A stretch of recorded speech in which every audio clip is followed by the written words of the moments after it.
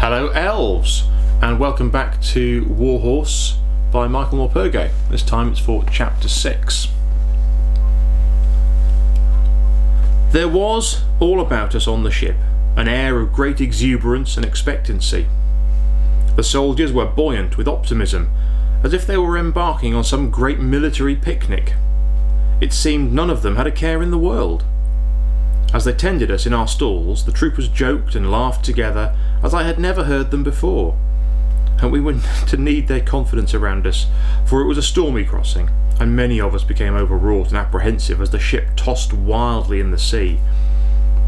Some of us kicked out at our stalls in a desperate effort to break free and to find ground that did not pitch and plunge under our feet, but the troopers were always there to hold us steady and to comfort us. My comfort, however, came not from Corporal Samuel Perkins, who came to hold my head through the worst of it, for even when he patted me, he did it in such a peremptory fashion that I did not feel he meant it. My comfort came from Topthorne, who remained calm throughout.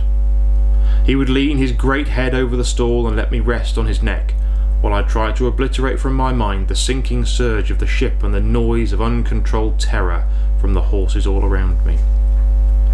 But the moment we docked, the mood changed. The horses recovered their composure with solid, still land under their hooves once more, but the troopers fell silent and sombre as we walked past unending lines of wounded, waiting to board the ship back to England. As we disembarked and were led away along the quayside, Captain Nichols walked by my head, turning his eyes out to sea so that no one should notice the tears in them. The wounded were everywhere, on stretchers, on crutches, in open ambulances, and etched on every man was the look of wretched misery and pain. They tried to put a brave face on it, but even the jokes and quips they shouted out as we passed were heavy with gloom and sarcasm. No sergeant major, no enemy barrage could have silenced the body of soldiers as effectively as that terrible sight, for here, for the first time, the men saw for themselves the kind of war they were going into, and there was not a single man in the squadron who seemed prepared for it. Once out into the flat open country, the squadron threw off its unfamiliar shroud of despondency and regained its jocular spirits. The men sang again in their saddles and laughed amongst themselves. It was to be a long, long march through the dust, all that day and the next. We would stop once every hour for a few minutes and would ride on until dusk before making a camp near a village, and always by a stream or a river. They cared for us well on that march, often dismounting and walking beside us to give us the rest we needed. But sweetest of all were the full buckets of cooling, quenching water they would bring us whenever we stopped beside a stream. Topthorne, I noticed, always shook his head in the water before he started to drink, so that alongside him I was showered all over my face and neck with cooling water. The mounts were tethered in horse lines out in the open, as we had been on manoeuvres back in England, so we were already hardened to living out. But it was colder now, as the damp mists of autumn fell each evening and chilled us where we stood. We had plenty of fodder morning and evening, a generous ration of corn from our nose bags, and we grazed whenever we could. Like the men, we had to learn to live off the land as much as possible.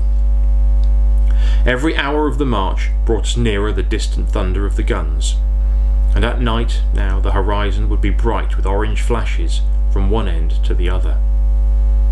I had heard the crack of rifle fire before back at the barracks, and this had not upset me one bit, but the growling crescendo of the big guns sent tremors of fear along my back and broke my sleep into a succession of jagged nightmares. But whenever I woke, dragged back to consciousness by the guns, I found Topthorne was always by me and would breathe his courage into me to support me. It was a slow baptism of fire for me, but without Topthorne I think I should never have become accustomed to the guns, for the fury and the violence of the thunder, as we came ever nearer to the front line, seemed to sap my strength as well as my spirits. On the march, Topthorne and I always walked together, side by side, for Captain Nichols and Captain Stewart were rarely apart. They seemed somehow separate in spirit from their heartier fellow officers. The more I got to know Captain Nichols, the more I liked him. He rode me, as Albert had, with a gentle hand and a firm grip of the knees, so that despite his size, and he was a big man, he was always light on me. And there was always some warm word of encouragement or gratitude after a long ride. This was a welcome contrast to Corporal Samuel Perkins, who had ridden me so hard whilst in training. I caught sight of him from time to time, and pitied the horse he rode. Captain Nichols did not sing or whistle as Albert had, but he talked to me from time to time when we were alone together. No one, it appeared, really knew where the enemy was. That he was advancing and that we were retreating was not in doubt. We were supposed to try to ensure that the enemy did not outflank us. We did not want the enemy to get between us and the sea and turn the flank of the whole British Expeditionary Force. But the squadron had first to find the enemy, and they were never anywhere to be seen. We scoured the countryside for days before finally blundering into them, and that was a day I shall never forget, the day of our first battle. Rumour rippled back along the column that the enemy had been sighted. A battalion of infantry on the march. They were out in the open a mile or so away, hidden from us by a long, thick copse of oaks that ran alongside the road. The orders rang out, "Forward! Form squadron column! Draw swords!" As one, the men reached down and grasped their swords from their sheaths, and the air flickered with bright steel before the blades settled on the troopers' shoulders. "Squadron, right shoulder!" came the command, and we walked in line abreast into the woods. I felt Captain Nichols' knees close right around me, and he loosened the reins. His body was taut, and for the first time he felt heavy on my back. "Easy, Joey," he said softly. "Easy now. Don't get excited. We'll come out of this all right. Don't you worry. I turned to look at Topthorne, who was already up on his toes, ready for the trot that we knew was to come. I moved instinctively closer to him, and then, as the bugle sounded, we charged out of the shade of the wood and into the sunlight of battle. The gentle squeak of leather, the jingling harnesses, and the noise of hastily barked orders were drowned now by the pounding of hooves and the shout of troopers as we galloped down on the enemy in the valley below us. Out of the corner of my eye, I was aware of the glint of Captain Nichols' heavy sword. I felt his spurs in my side, and I heard his battle cry. I saw the grey soldiers ahead of us raise their rifles, and heard the death rattle of a machine gun. And then, quite suddenly, I found that I had no rider, that I had no weight on my back anymore, that I was alone out in front of the squadron. Topthorne was no longer beside me, but with the horses behind me, I knew there was only one way to gallop, and that was forward. Blind terror drove me on, with my flying stirrups whipping me into a frenzy.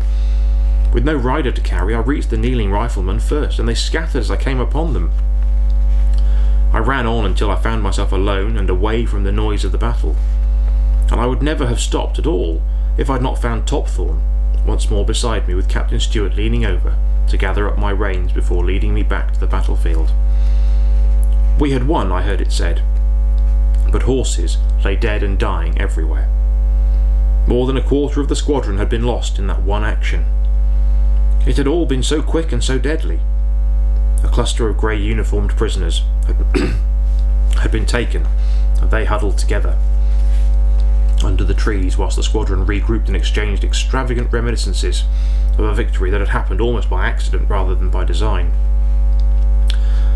I never saw Captain Nichols again, and that was a great and terrible sadness for me, for he had been a kind and gentle man,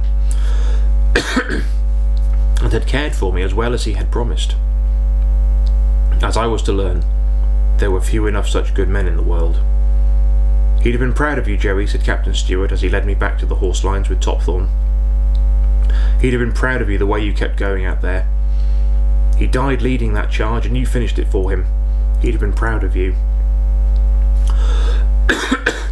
Topthorne stood over me that night as we bivouacked on the edge of the woods.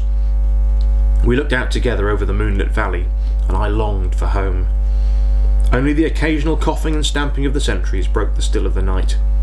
The guns were silent at last.